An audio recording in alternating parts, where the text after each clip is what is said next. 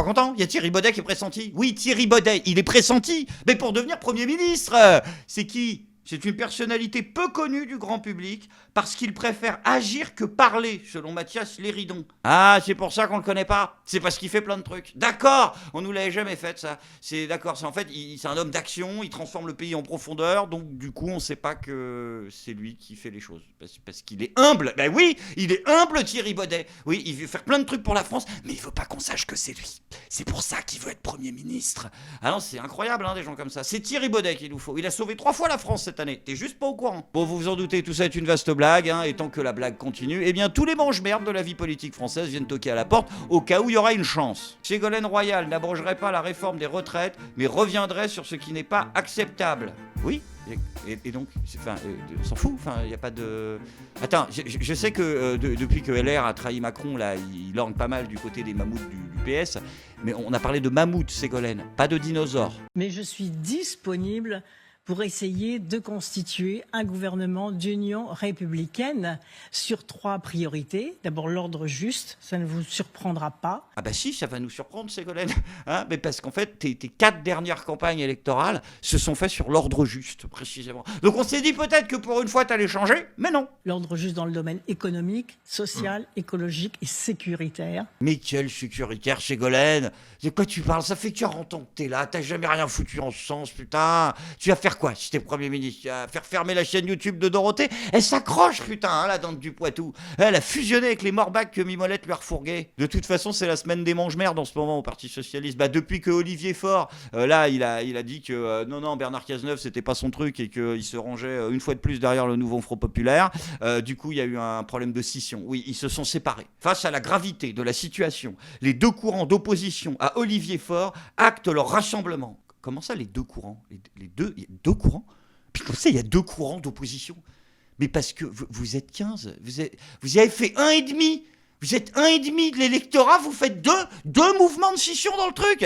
Ça devient maladif. Les discussions se sont embourbées et nous sommes dans une crise. Et nous en tant que socialistes, nous avons appelé Nicolas Meyer-Rossignol et moi-même à ce que le Parti socialiste poursuive des discussions pour essayer de trouver une solution de sortie qui nous semble être la plus simple, c'est-à-dire nommer un Premier ministre de gauche, issu des rangs socialistes ou sociodémocrates, dans un gouvernement de cohabitation. Ah ok, je comprends mieux. En fait, pour vous, le changement, ce serait de prendre un Premier ministre issu du Parti socialiste, de la sensibilité social-démocrate, qui est prêt à travailler avec la droite.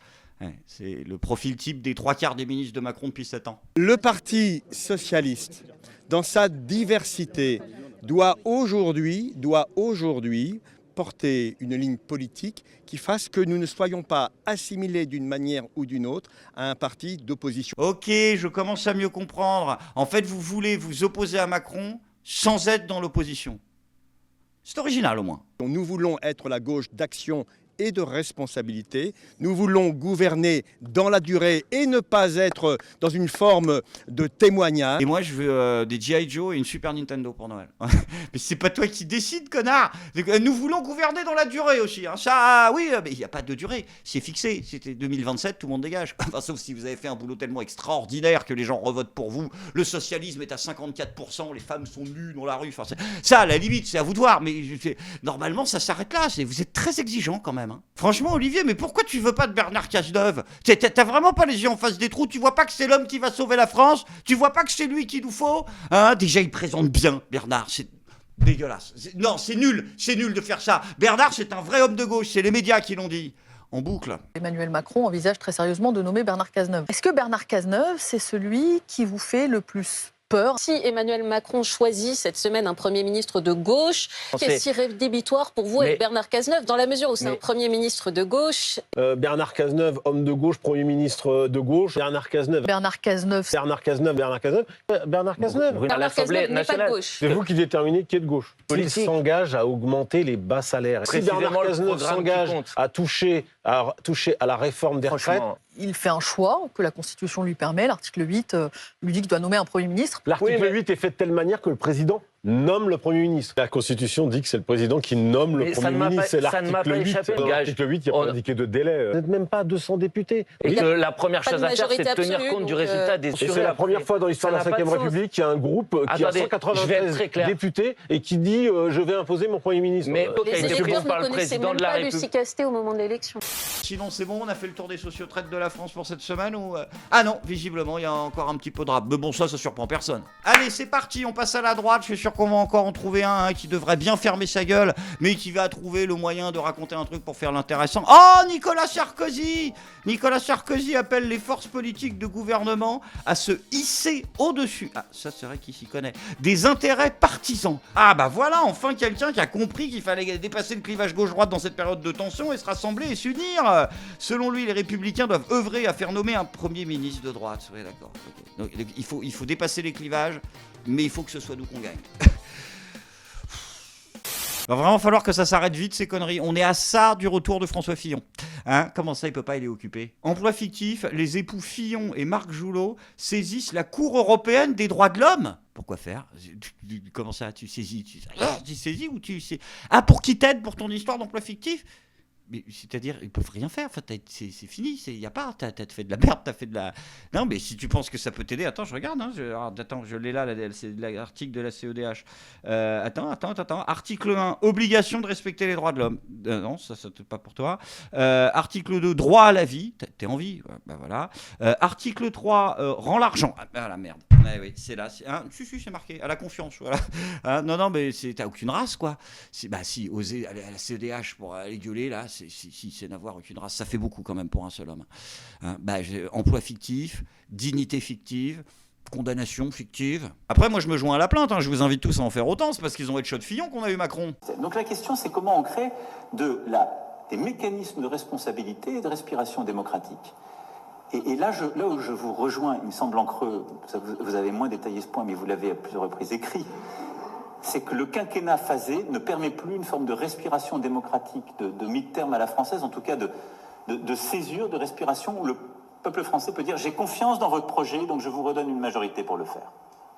La réalité, si on allait au bout de la logique, c'est que le président de la République ne devrait pas pouvoir rester s'il avait un vrai désaveu en termes de majorité. En tout cas, c'est l'idée que je m'en fais et qui est la seule qui peut accompagner le fait d'assumer les fonctions qui vont avec. Ça a mal vieilli quand même pour du 2019, tu trouves pas, Jupiter? De toute façon, il n'y a pas que ton discours qui a mal vieilli. Il y a ta gueule aussi, hein. C'est quand même fou ce métier. Hein. Il y a 7 années, je sais pas si vous vous rendez compte, qui séparent ces deux putains de photos. Tu vois, après moi je les comprends, les conspis qui disent oh là, c'est bizarre ça, le mec il se contredit tout le temps, on dirait que c'est pas le même gars, il a pas la même gueule, regarde, je suis sûr que c'est un robot, c'est un clone, c'est Raël qui l'a fabriqué. Tu vois, les mecs, je commence à les comprendre. Enfin, il y a peut-être une autre explication. Nous avons affaire à un individu pour qui les mots n'ont aucune signification et aucune valeur. Sinon une valeur de plaisir quand il les fait sortir de sa bouche. Nous avons affaire à un individu qui a détruit le sens des mots, donc la condition de possibilité de toute discussion, et avec lequel, par conséquent, l'idée même de faire entendre quoi que ce soit, l'idée même du débat est une pure et simple absurdité. Nous avons affaire à un forcené. Le forcené est retranché dans les institutions de la 5e, depuis lesquelles il peut faire ce qu'il veut, et n'hésitera pas à aller au bout de sa folie. Inutile d'imaginer que des manifestations République-Nation pourraient lui tirer le moindre battement de cils. Serions-nous 5 millions dans les rues, il continuerait droit devant lui, le regard halluciné. Nous avons affaire à un forcené, et un forcené, ça se déloge. Sans transition les amis, c'est maintenant le moment de la bonne nouvelle du jour. Dans un pays gangréné par le laxisme judiciaire et l'impunité des délinquants, elles sont rares les bonnes nouvelles et pourtant il y en a une cette semaine. La justice française sait encore faire son travail en toute impartialité puisqu'on l'apprend, elle a rendu un non-lieu dans l'affaire du coffre-fort d'Alexandre Benalla. Incroyable! Je n'en reviens pas, c'est extraordinaire. Ouais, ok, j'en ai peut-être fait un petit peu trop. En même temps, c'était pas vraiment une grande surprise, hein. La mensuétude des juges n'a fait que suivre celle de la police. Pas de clé, pas d'équipement pour enfoncer la porte, pas le bon serrurier. Les enquêteurs vont patienter, bloqués sur le palier, pendant 3 quarts d'heure, jusqu'en début de soirée. 21h05. Nos collègues disent, écoutez, ils rappellent leur officier en disant on a tout essayé pour rentrer, donc hors des données de rentrer à la maison, de ramener M. Benalla et on recommencera la perquisition le lendemain matin. Et ils ont quand même laissé sur place, sur la porte, un scellé. Et ça arrive des fois de rater des perquisitions ou c'est assez rare, voire exceptionnel? C'est assez rare et exceptionnel de rater des perquisitions. Après, ce qui peut être raté, c'est que la personne est avertie, n'est pas là, ou on ne trouve pas les preuves comme on veut. Mais de rentrer dans un appartement pour la police ou dans une maison, ça semble assez inconcevable à l'époque actuelle. Je veux dire, on peut réquisitionner des serruriers, on a des serruriers, on a des béliers, on a des moyens pour rentrer un peu partout. Donc si on veut rentrer quelque part, la police peut rentrer. C'est fou quand même, hein, cette histoire de serrurier qui n'arrive pas à ouvrir la porte. Tu vois, j'arrête pas de le dire, qu'il y a un vrai problème au niveau de la formation des artisans en France. Bah ouais, mais tout va à volo. Voilà, exactement. Ah, c'est fou cette histoire. On l'a jamais retrouvé, ce type. On ne sait pas qui c'est. Après, bon, il a un planning chargé, hein, entre son boulot de serrurier, son boulot dans la vidéosurveillance, parce qu'il fait des extras la nuit au Stade de France. Franchement, voilà, il est pris. Mais j'aimerais bien qu'on l'interviewe, tiens, cette année. Note dans l'agenda, tiens, on va essayer de l'avoir en interview, le mec. Enfin, dès qu'il aura fini d'écrire son rapport sur l'incendie de Notre-Dame. Je suis pas content.